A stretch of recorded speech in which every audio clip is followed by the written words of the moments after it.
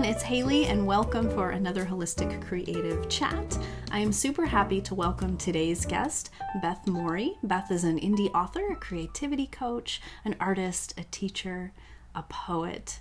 Beth, I'm so happy you're here. Beth is also one of the 2016 Spectrum featured teachers this year, new to our collective, and she's bringing a workshop offering called Empowering Yourself Through Creativity. And she's going to guide us through some poetry work, which I'm really excited about.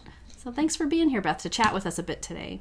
Yay, thanks for having me. Yeah. I'm so excited. Yeah. So I have a couple questions for you. I guess I have 3 written down here that I wanted to just kind of dive in with you and see what comes up for you with sharing. So the first one is, and I'm asking most people a variation on this question this year, and it's, can you speak to a time in your life when creativity became a catalyst for healing for you personally? So not as a teacher or a guide or what have you, but literally in your own personal practice. I'd have to say in 2011, I was at the time I didn't know I was coming out of it, but I was coming out of this really hard time with an eating disorder and just being really brutal with my body and not really knowing how to take care of myself. And I hit this really, really low point, to the point where I was like at some point I was like, my life, this is going to be my life forever. I'm never going to be free of these food issues.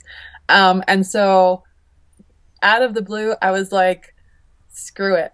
If this is my life, I'm going to maybe do something weird and fun and something I've never done before. So I had heard of this woman, her name is Susie Blue, who teaches online mixed media courses. And I'd heard of her and I had forgotten about her. And then all of a sudden one day I was like, I wonder what she's up to. So I went to her website and she was selling really affordable classes. So I signed up for one. And that totally blew my mind.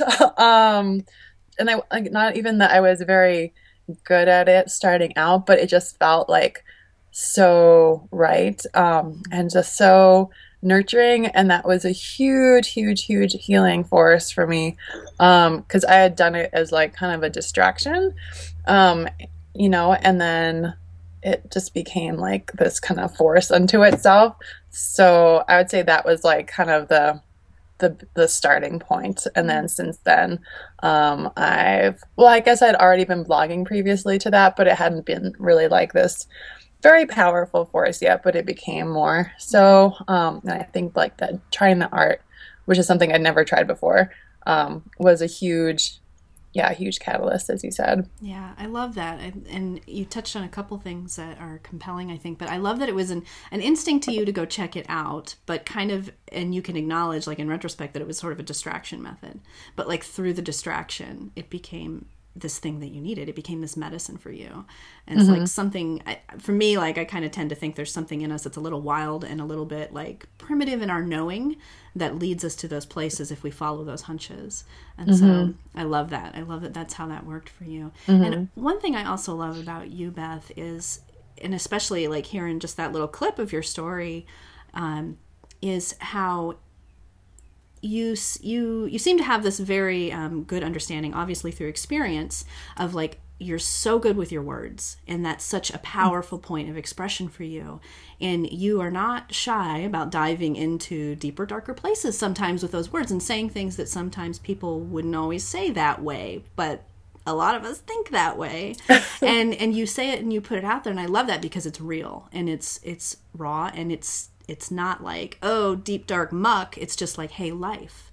And I don't know if I'm articulating that very well, but you have this real gift with that, with the words. But also you have this connection to the visual expression realm, that where we kind of sort of put the words aside, or we let them come in this different way through this. I see creating art or mixed media art, or what all of that is that some of us do online, as a very embodied sort of experience. We get in touch with this inner child piece. We get in touch with the way we express in this other way that's separate from, but for me also a dance with the words. And so I love that you have that connection, specifically through your work, and you see that as being a pivotal point for you. Yeah. Oh, I hear your kiddos. Yeah. Oh no. And then the other thing was, I noticed this recently on some social media posts, because I believe you did something with Amanda with Phoenix Soul recently. I saw a picture of you and dancing. Yeah. And so I wanted to ask you about that, because it goes right in with the body stuff and the expressive stuff. And can you just tell us a little bit about what dancing is in your life, or the practice is like for you, or just what that is for you? Yeah. Well, I feel like it's like a big story. Like it Mm-hmm. seems like it should be small, but it feels bigger, but it's not that big. I don't know. Anyway, so so recently I attended like a teacher training for ULA, which is dance fitness, which was actually created here in my city. And I've been going to ULA classes probably since like 2013-ish. And I love them because they're like super high energy, it's top 40s music. And they also, which I think is something you would appreciate, like it's not just a workout, but it kind of like taps you into your emotions. And like for me, it feels like very spiritual in some ways.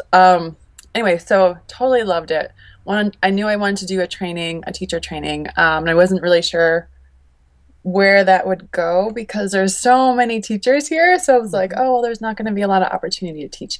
But I just knew I had to because I kind of have this like love hate with the book, The Artist's Way. Mm-hmm. Or I think it's awesome, but like the morning pages, I'm like, ooh, I'm not really great at them. I just want to say thank you for saying that, because I love the book and I feel that same way. Like, It's so frustrating sometimes. yeah, I'm glad I'm not the only one. yeah, And there's more of us out there. yes. Um, but like in one of like her exercises, she kind of asks you to imagine, other lives for yourself. And something that has come up for me every time I've done that exercise is dance. I've always enjoyed it, but never thought I really could do it because like I'm in my 30s, I'm too old, I'm too big, I'm not trained. And this is all stuff I've thought, since I was a teenager. So some of them are lies. Right. 'Cause I was certainly not too old when I was a teenager. But wasn't good enough or didn't Yeah. have a natural talent or whatever. Um, anyway, so I just knew I had to do this training, and then that's actually I'm realizing that was only in December, but it kind of like has changed my life, I Mm. think. Even though it's only been like 4 months, I feel much more confident and much more inhabiting of my body. And it's just been really cool to be like, wow, like I am a dancer, and I'm teaching dance now. I've kind of like tried to make some opportunities for myself here.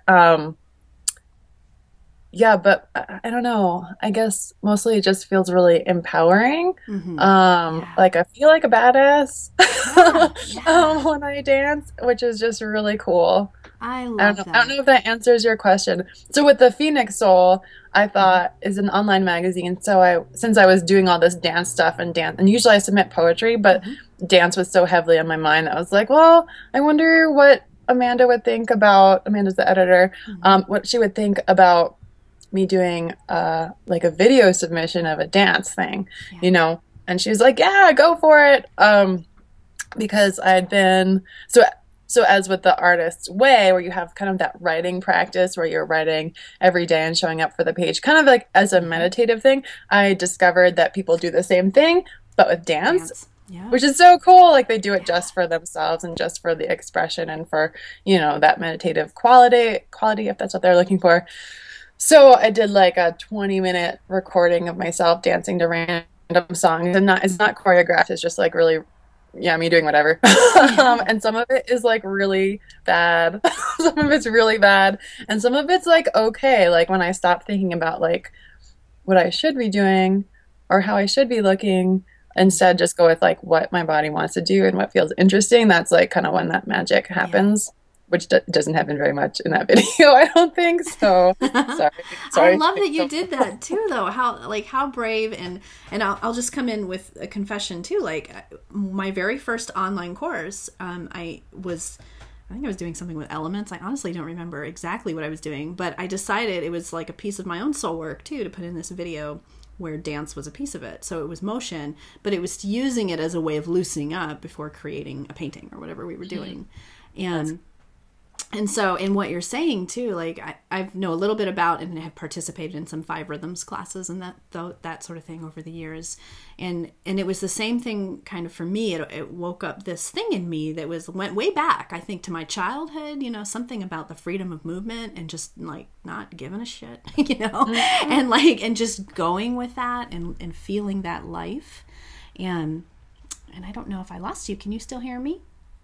There you are. Okay. Yeah, Yep. you kind of like broke up for a sec. Okay, I think we're fine. I think the audio was fine. So, so anyway, I can completely relate to that. All of that, like it just kind of waking something up inside of you, and also like how it feels like the spiritual experience at times. And I found like it just feeds the creative fire. Like it keeps the flow going. And like for me, on just like a health kick too, because I'm always seeing the creativity and the healing piece.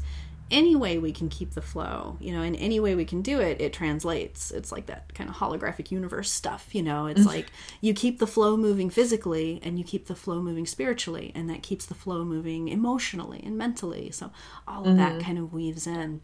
And so I love that you're doing that, and I love that you're sharing it, because I know there's so many of us out there where that is the movement is something we need to pull in more and consciously think about as holistic creative beings. So, Yeah. yeah. I think it's maybe a little bit scary because it's not just like sitting at your desk or, like it's so much more, well, maybe not more vulnerable, but can feel more vulnerable because it's like your whole body, which is the powerful part, but then that's also maybe the scary part. And what if people see me or, whatever. And it's different than going to a class. Like sometimes we go to workout classes or whatever, or even dance classes where it's kind of a choreography sort of thing and you're mimicking movements. And that's one way, but then there's this whole other thing that changes when you're completely the source for the movement. And what does that free expression look like coming through you, or feel like coming through you? That's the stuff that always came up for me when I was doing the dance most actively, was this self-awareness of like self-consciousness and inhibitions, and then all like that stuff you were saying, I'm not good enough, I'm too old, what is this, kind of thing. But it becomes a liberating place when we just dive in. Yes, definitely. So my next question for you, because I sense this from what you share, Beth, and this is part of what I love about you. And so I just want to see what comes up for you to speak, whatever feels natural around this. Is that I'm nervous. Yeah, right. No, don't be nervous. This is just good stuff, and I know it'll relate to a lot of people listening. But you have, like I said before, you have a way of sharing some of the raw stuff of life, like you just kind of say the thing, and then you also seem very in tune. You're also obviously on this seeking and kind of spiritual path of your own, and you share those pieces too. And you're also have this awareness towards self-care and how important that is. And of course, you're like the rest of us, always weaving in and out of discovering what that means for you, what that rhythm is for you. And so I wonder if you could speak to that. How do you balance some of the darker times or the harder stuff with that softening that feels expansive as a creative being? It's interesting you should say that, because I'm not very good at the softening part. Like I definitely tend toward the like diving deep thing, and like tend toward melancholy. And so like what I get a lot from people is like like I'll say the thing like you said, and people be like, wow, like that is really brave or really gutsy, which maybe it is, but it really doesn't feel that way. I'm like, that's my like become at least my default mode, like that's just me doing me. But then like the soft part, I feel like that's like the part that is like encounter a lot of resistance, and I'm like, no, I can't do that, and it's more scary. And I feel like that's where the bravery piece comes in for me, like to have to like trust that that's part of the process. And actually I just sent out like an email to my like newsletter list this week about like how resting is like a part of the process, which I'm sure you've experienced, like, and where sometimes like stepping backward like really is moving forward, but it doesn't feel like that, especially in our culture, which is like so focused on like, I don't know, productivity and like tangible, visible results, and I don't know if it's like something that, is like more of like a tendency for women to have like, where like, or maybe it's like an artist thing or a creative person thing where the progress like isn't always visible. Like the Yeah. most important stuff isn't visible and it's internal and it comes out in visible ways. I don't know. I don't know if that makes sense.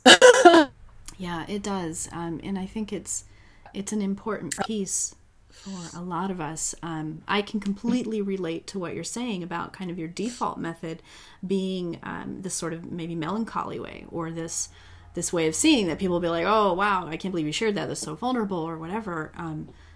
I've always kind of been that one, like in my circles of people or just in my experience of things. And I too have to work toward the softening, and I know a lot of women who do, in some of those ways, and then a lot who seem to have a better handle on it. But I don't know, I wonder about all of us with that in our culture. So I think what I just want to acknowledge is, for all of us, is like, it's just this like beautiful thing of bringing awareness to it, awareness to the fact that we have to bring awareness to the softening. We have to choose Yeah. it. Yeah, definitely. It's not just gonna happen Yeah, yeah. until you like it knocks you over because you're like sick or something. Right. And then also, like, one thing that I think a lot about too with that, because I think of us as like simultaneously these tender and fierce creatures, because we are. And that stuff that feels sometimes hard or melancholy or deep or dark or whatever it might come across as, depending on the perspective that's being viewed with or whatever, that is also an incredibly important piece to how we show up in the world, and like our life force and our creative energy and all of that. But there's something about finding a place of harmony between that and the rest. So the expansion and the retraction. Yes. Yeah. And it makes me wonder too, like in this super digital age where like both you and I do a lot of stuff online, and obviously Spectrum is like an online thing and it's such a gift, but then at the same time I feel like sometimes it can be like the internet can be like a really driving force in a negative way for me, Yes. at least, comparison and oh my gosh, like that person started, like they started a class and now they have like 10,000 students in 5 days and I've got, Yeah. and I don't, and what am I doing wrong? And oh, I have to work harder and do more and do more and do more, like Yeah. I feel like, I don't know. I I think hear that's a you. hard balance too, like to be able to be on like the internet to get the like good stuff, but also not get the bad stuff as much. Exactly. Yeah. Being able to like for me, it's almost like it goes back to the body again. It always comes up with the body for me, but like a point where I notice I'm starting to do that stuff. It's my body that tells me. Like my body knows first when I'm starting to react that way, or when it's starting to go to that point where it's no longer filling me up. It's making me like denser and tighter, and I Yeah. need to go clear the energy and get in my own space again about what my truth is. And it's typically like tension in the shoulders, or like up here, whatever. It's like, and so when we can kind of see that stuff, I like the balance with the internet. I am no master at that. I'm still learning about that, baby. Like, and Yep. right, and then also the beauty we have in these moments to remind one another that it's okay to not do it all online. You can take, if you sign up for one class or 5 classes and you decide you can only do part of one, that's okay. If set yourself, for me it's like there's something about a little bit of structure that is helpful. Like I'm only going to check this social media video like once a day. Like I'm always like trying out little games like that with myself to find what it is that I need to keep my creative energy really like as pure and true as it can be. And what it is I'm offering coming from the right place. But then we all get slammed with that sometimes, Yeah. scrolling through. What the heck? Like, oh my God. I just spent an hour doing nothing. What happened? Right. Like not in the good way of doing nothing. Yeah. And Yeah, the mindlessness. And I think too, like something I've been thinking about this a lot this year because I'm creating a lot of content this year for my own classes. And so like a kind of a promise I've made to myself is that I'm not taking classes online, and I'm not, I'm really minimized what it is I'm taking in, even from blog posts and social media and that sort of thing. And I think that's super important, whether when we're pouring something into our own creations or doing like what that first question I had for you, when we know that we're kind of moving through a healing time, or when we realize that we're kind of moving through a transition or healing time, and going, okay, this is a time for me to really kind of consciously minimize some of that external noise. And, yeah. So I wonder if you have that. Do you have that same experience too? That's like a resolution I've set myself for like the past 2 years, Yeah. to not, sign up for more classes online. And at first it was because I wasn't finishing the ones I had taken. Yeah. But yeah, I've noticed that this year, like that tendency has shifted.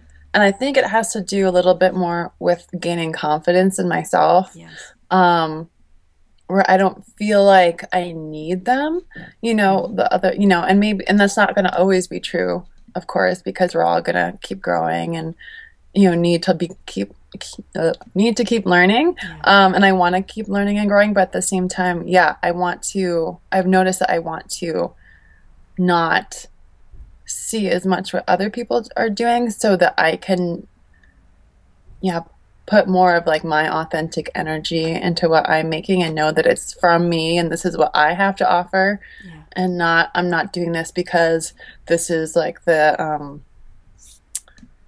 template, or this is the method. I'm doing this way because the method, I want to find what my method is, Yeah. and which is something I've never really done before because I'd never really trusted myself enough. Mm-hmm. So I think it's scary, but also exciting. So I'm excited to see like where that goes. And I honestly think that the dance stuff has a lot to do with it. I feel even in like, even just the 4 months since I did the teacher training, I just feel so much more confident. And I don't know how long that'll last because I know we all go through like, waves. But for right now, just trying to ride it and see where that takes me. I love that. So I got one more question for you. Because it's around that sort of same idea, and online definitely relates to this. And I'm curious about how people balance this or how it feels for you. But the sharing piece, how does sharing come up for you as part of your creative practice? Like, are there times that you kind of consistently share all the time, or are there certain, like, what's your balance there? What are there things you keep to yourself in your own practice? How do you start to discern that stuff when you're ready to share something, for instance? Well, I think, it's something where I'm coming to like a more moderate space. And I think because like for, the first 2.5 decades of my life, I felt like really shut down and then, had this art experience in 2011 and that kind of started bringing me out of myself.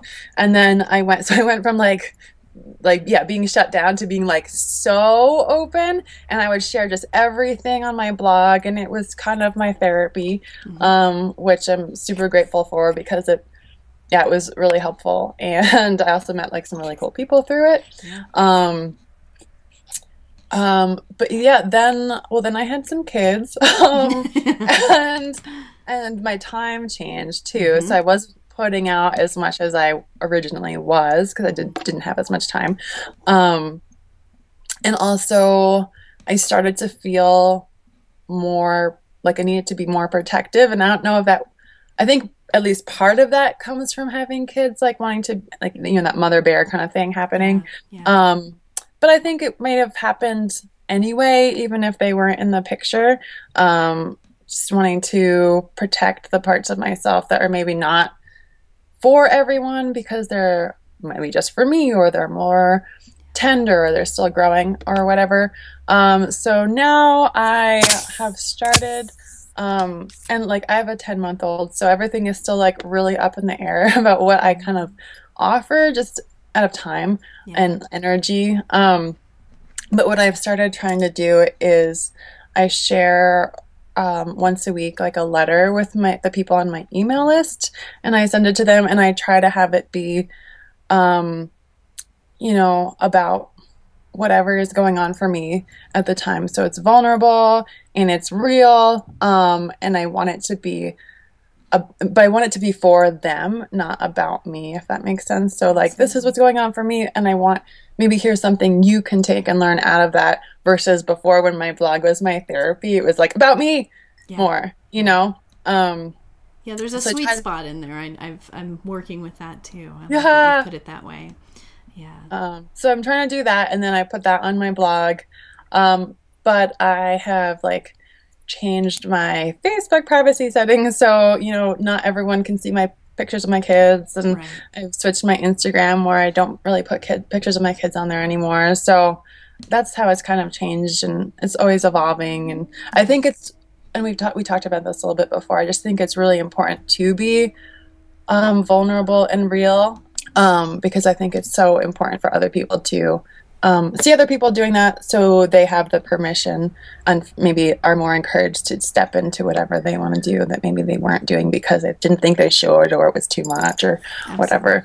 But yeah, at the same time, I want to like, yeah, protect my kids. And I think I've started like saying more things in the past like year or two that are less, well, they're a little bit more inflammatory for some people, you know, and not with the purpose of being inflammatory, you know, but like kind of had this like feminist awakening, and that can be like a really bad word for people. And yeah, so I feel like I've become less for everybody and more for like a certain group of people. So I want to like kind of protect myself against the people who I'm not like so palatable to, not because they're like out to get me, but just because it's the internet, and yeah, absolutely, people are weird sometimes. I think it makes perfect sense. And I love that you're like in that kind of season of like feeling into that, and really like your voice like is kind of honing in, and you realize that you're not for everybody. I think that's a huge thing. And because that can be incredibly liberating for all of us when we just kind of let that in and go, it's okay if, you know, if it's not for everybody, kind of thing. And I want to be liked by everybody, so that's like, yeah. Yeah, we all want to be liked. Yeah, I know. Oh, that's so great. Well, Beth, I want to say this real quick before I forget, is that I absolutely adore the manifesto and mission you have on sheofthewild.com. And so I want to tell our listeners to go take a peek at that. It's absolutely beautiful. And then now I just want to give you the floor to say anything about anything you'd like to, any place people can find you. You've mentioned your newsletter, or if you have any other offerings or things that people might be interested in. Okay. So like Hali said, I blog at sheofthewild.com. And you can find me on Facebook at She of the Wild, and on Instagram at She of the Wild, which are my two biggest hangouts. I'm also on Periscope, but like not very much. And in terms, okay, so the email list, yeah, you can go to sheofthewild.com, and I usually just send out right now just a weekly thing, and it's almost never has, not, I want to say almost never, but it's focused on like, yeah, being like a love letter. And there's a bunch of freebies on my website. I have like writing prompt downloads, have like a little ebook on how to assemble a poetry manuscript, and stuff like that. And then I just started, which is really exciting and scary for me, I just started offering what I'm calling soul coaching. Yeah, like, because I've been kind of focused on like helping people like with their creativity, where like being a writer or being an artist is the end goal, and I was realizing that that wasn't really quite the right fit for me. And so I've been shifting things, so instead of having the end goal be you're a writer, it's more like you're a writer, and let's use your writing to accomplish like this personal goal in your life, like a goal about who and how you want to be in the world. Yeah. So I started offering that through one-on-one soul coaching. You can find that at sheofthewild.com/soul. Excellent. And thanks again for being here with us. And thank you everybody for listening in. Thanks. It was really fun. Yeah.